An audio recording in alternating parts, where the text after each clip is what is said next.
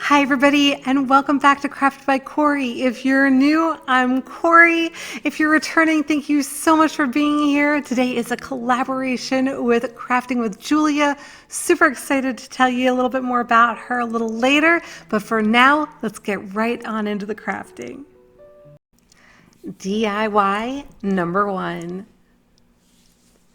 This is my inspiration picture from the Hobby Lobby. It's wooden flowers, but we are going to use some Dollar Tree flowers. I also have a Dollar Tree carvable pumpkin and some wired jute twine. So I'm just going to take my little stem out of the pumpkin and set that aside for a second, and then I'm going to go ahead and take all of my little flowers and I'm going to pull the buds right off of all of my picks. And I didn't have enough of one size flower, so I have a few different ones in complementary colors here. So I started out with hot glue trying to arrange them, and I didn't like the way they were sitting, so I was like, you know what, let me take this skewer and see if I can kind of poke the little buds down into the pumpkin, and that actually worked like a charm. And the neat thing about that is if you start doing it and you don't really care for it, you can pull them out and you're not dealing with hot glue. Now, if I had had enough of those tiny flowers to go all over the pumpkin, I would have done that because I loved the way that that was looking. Unfortunately, I didn't have enough of the little ones in my stash, so I went ahead and I used some larger ones as I worked my way down the pumpkin. And around the bottom, I have these, I think they're chrysanthemums. I think that's what they're called. And I forget what the middle one was called, but I thought this looked so cute. So once I had my pumpkin covered, I am going to grab my little stem again and my wired jute cord. I'm going to secure it down underneath with some hot glue.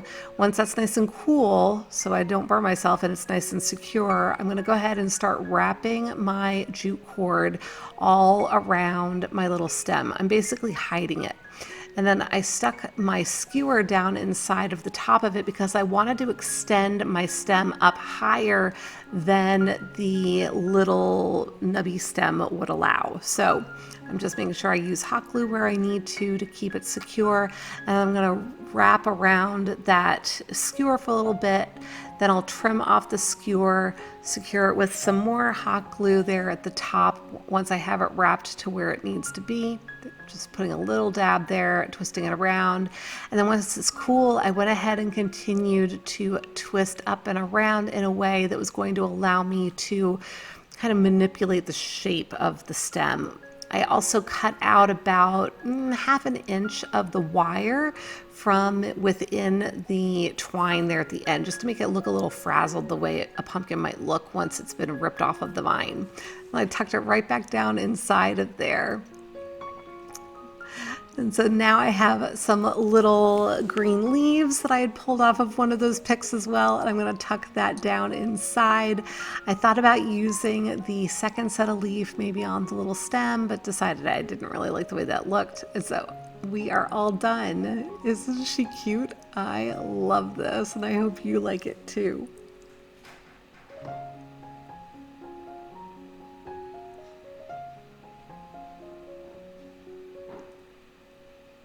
So I mentioned before that this is a collaboration with Crafting with Giulia. She has a fantastic channel. I hope that you will check her out. Her link to her video and to her channel is in my description box. She is fantastic. She has wonderful projects and she really takes you through step by step. DIY number 2. This is my inspiration picture, also from the Hobby Lobby. This is my first time trying watercolors, you guys. So this is a little watercolor paper pack that I picked up, I believe from Michael's for $7.99. I was showing you my Dollar Tree tempera watercolors.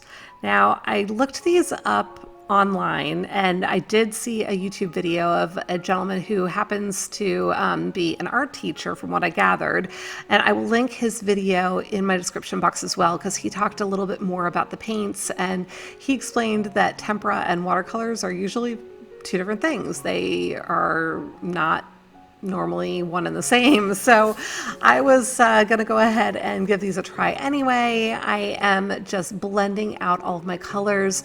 So I wanted to make sure I had an orange, I wanted a couple of different shades of green, I wanted a purple, I wanted a kind of a grayish blue, and I wanted a cranberry color.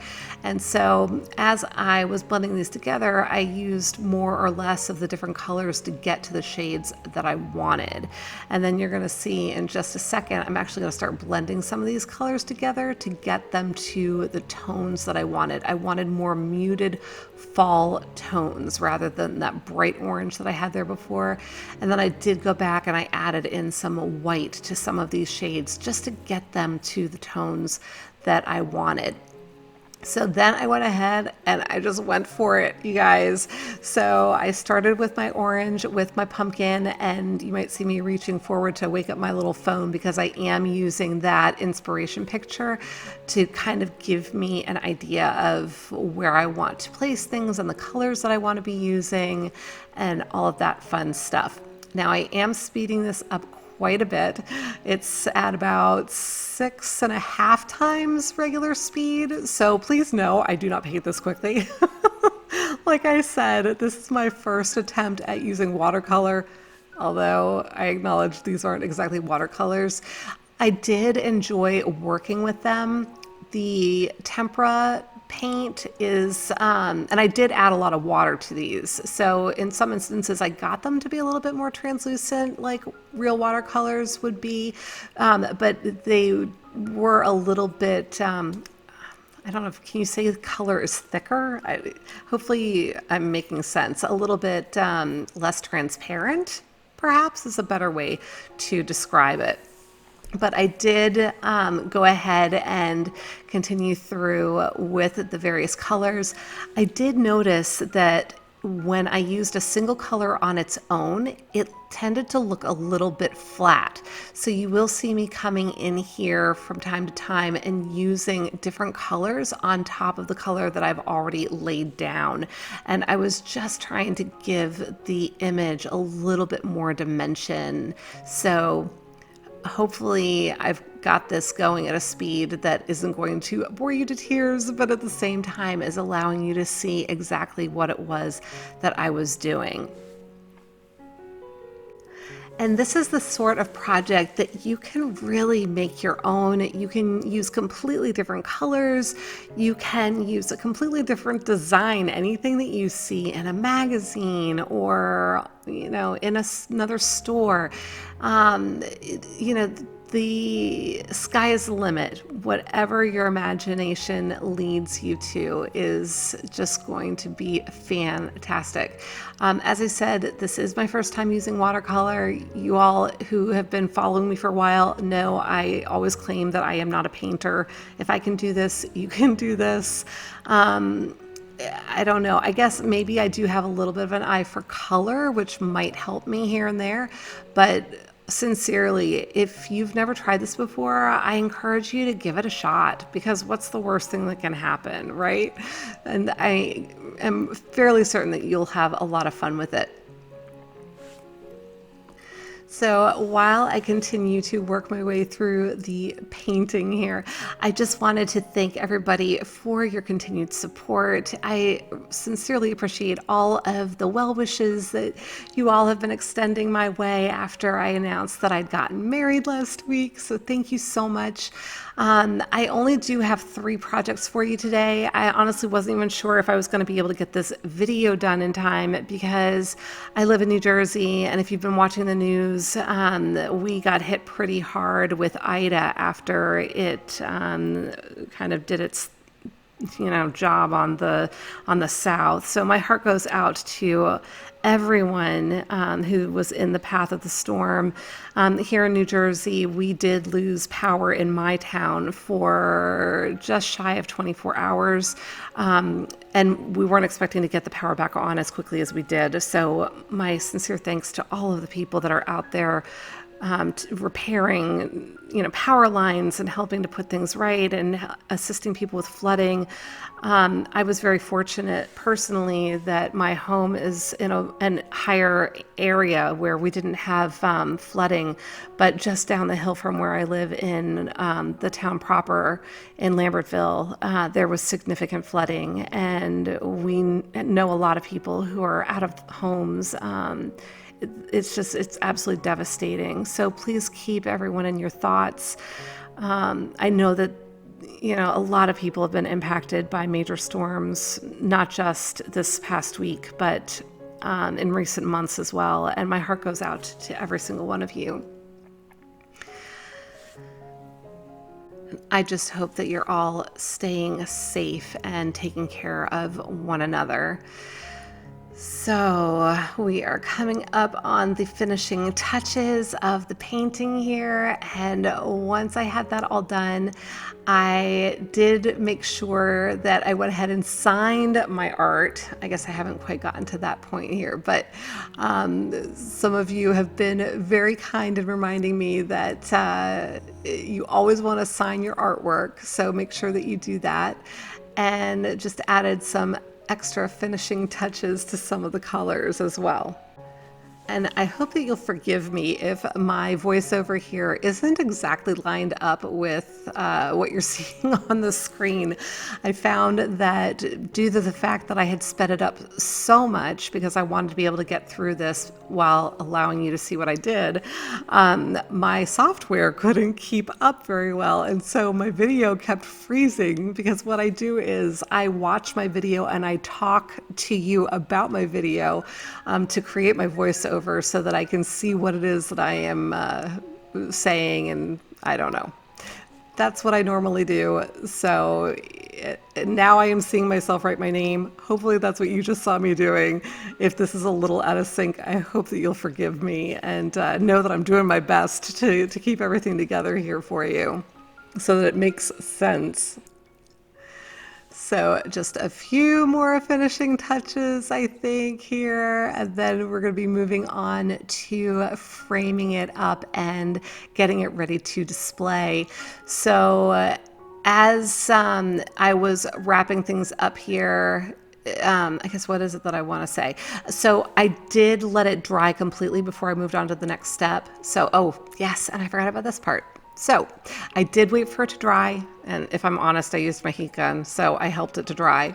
And then I was trying to figure out where I was going to put my thankful. Obviously, I had painted too much down below, so I had to adjust vis-a-vis the inspiration picture, and I'm penciling it in up top. Once I had that all penciled in and looking the way I wanted it, I came in with my rose gold marker that I had picked up from the Dollar Tree, and I'm just tracing over my lines. I didn't trust myself to do it just freehand because I didn't want to ruin my, my watercolor painting. I was a little proud of myself with my first attempt. Is it perfect? No. Is it fine art? No. But you know what? I actually am really loving this. So it makes my heart happy. And you know what? That's the most important thing with crafting, because we do it for the fun of it, right? So do what makes your heart happy. You can see me doing my faux calligraphy, just making the downstrokes thicker, and now we are ready to frame it. So I have some scrapbook paper here, and I have a frame in my stash that my sister had given me. And I am going to pull out that cardboard and use it to help measure my scrapbook paper. Now, it was a little short on the sides, so I'm just using that extra piece. I'm going to trim it down to the same height as the other piece, and then I'm just going to split it in half so that I can use a little strip of it on either side, because I want it to be symmetric, just in case you can see that it's not one solid piece. But quite honestly, I thought it ended up blending quite well. So once I had it all cut down, I went ahead and flipped it all over, and I'm lining everything up so that I can just secure it with a little bit of Scotch tape, because I don't want it to slip around inside the frame. So making sure it's all lined up, just one little piece of Scotch tape, and there we go. Just so it's tacked down, so it's not going to go anywhere. And then I'm going to go ahead and center my little piece of art. I'm going to use a little bit of tape on the back of it, just kind of rolled that up so that it made like a double-sided kind of tape, and tacked that down as well. Pop it into my frame, and that's it. So easy to make it look really pretty when it's all done. And there it is. And I'm admiring it there for a second. I love this. Oh, makes my heart happy. Let me know what you think in the comments.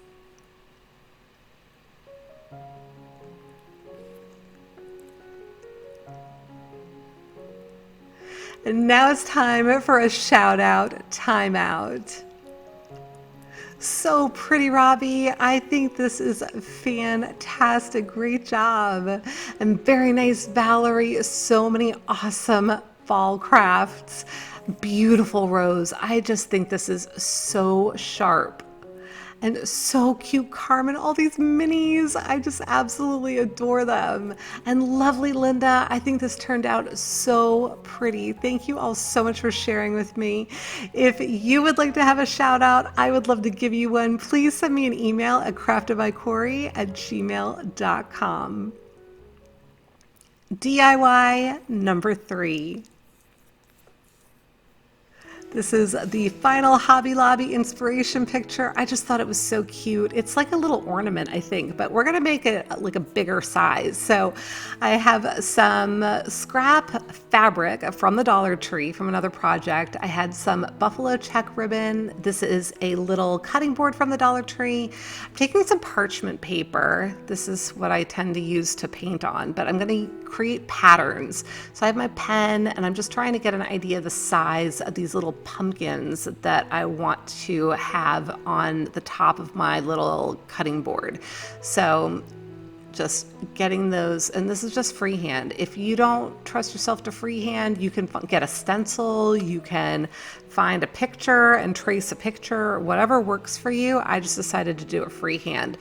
Then I went ahead and, as you saw, I cut out my little patterns, and then I traced around my patterns on the back of my fabric, and I cut those out. Now I'm just using some satin Mod Podge to secure my little fabric pumpkins down.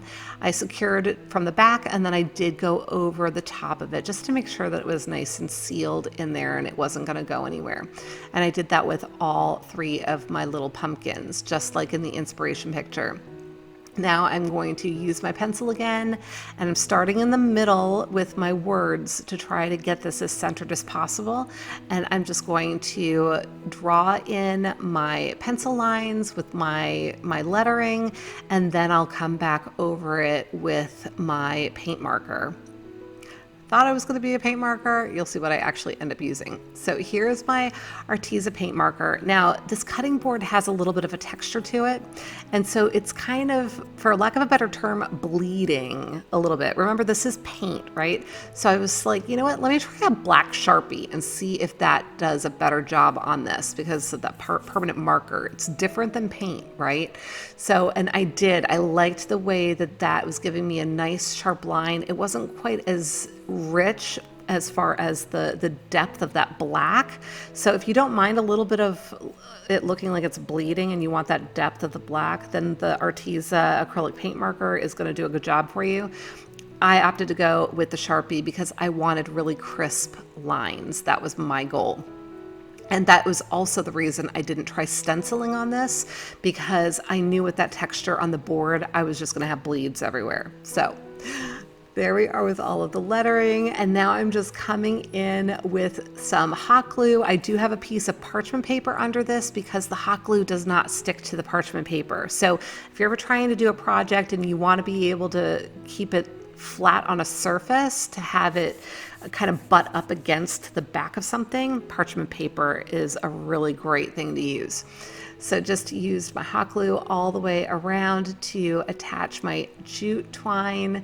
And then I'm going to make my cute little bow with my buffalo check ribbon around the top there. And just going to make sure that I've got that bow all nice and lined up. Tighten that up. and then I will trim off the ends at an angle, make them real cute. Trimmed off that one a little bit more.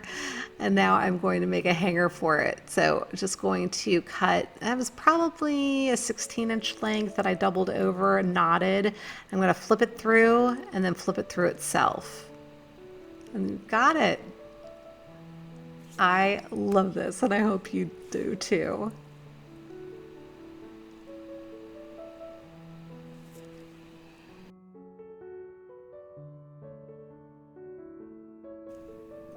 Okay, everybody, that's it for today. Thank you so much for being here. I truly appreciate you. If you enjoyed the projects, please give me a big thumbs up. It really does help to support my channel and it helps me to grow, especially when you leave me a comment as well.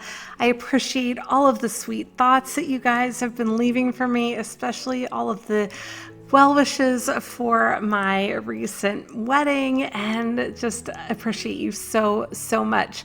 Be sure to check out Giulia's video. The link is in my description box. Yeah, that thing down there. And until the next time, be well, be kind, and make it a great day. Thank you so much for watching. Take good care. Bye.